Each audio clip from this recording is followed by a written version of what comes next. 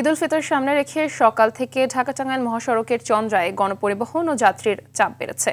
থেমে থেমে চলছে যানবাহন। অনেকেই জীবনের ঝুঁকি নিয়ে মোটরসাইকেল ও পিকআপে করে বাড়ি যাচ্ছেন।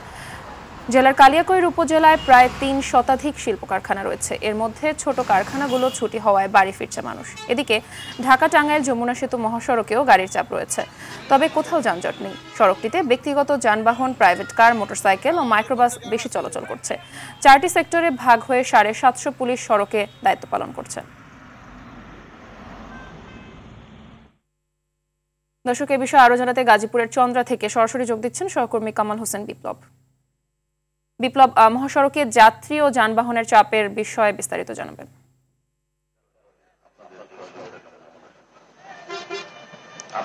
জি মাহবুবা, আপনার জানাই ঈদ উল ফিতরের আর মাত্র কয়েকদিন বাকি রয়েছে।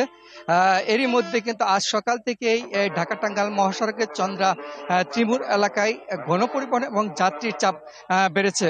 থেমে থেমে চলছে এই যানবাহন। তবে আপনাকে একটু বলি যে এখানে কিন্তু প্রায় ৩ শতাধিক শিল্প কলকারখানা রয়েছে, আর এসব শিল্প কলকারখানার ছোট ছোট যে শিল্প কারখানা সেগুলো কিন্তু ছুটি হয়েছে, যার ফলে কিন্তু সকাল থেকেই চন্দ্রা এই গণপরিবহন এবং যাত্রীর চাপ রয়েছে। এদিকে যে সরকারি অফিস আদালত আজকে আপনি জানেন 26শে মার্চ বন্ধ ঘোষণা করা হয়েছে, এবং এই বন্ধের কারণেই কিন্তু সরকারি যে কর্মকর্তা রয়েছে তারা অনেকেই পরিবার নিয়ে কিন্তু তারা দেশের বাড়ি যাচ্ছে ঈদ করার জন্য। সেই ক্ষেত্রে ঢাকা টাঙ্গাইল মহাসড়কে একটু গাড়ির চাপ এবং যাত্রীর চাপ রয়েছে। এদিকে পুলিশ প্রশাসনের সাথে আমি কথা কয়েছি, তারা জানিয়েছেন যে এবার ঈদকে সামনে রেখে আইন শৃঙ্খলা বাহিনী প্রায় 1000 আইন শৃঙ্খলা বাহিনী চন্দ্রা এলাকায় কাজ করবেন এবং কাজ করছেন।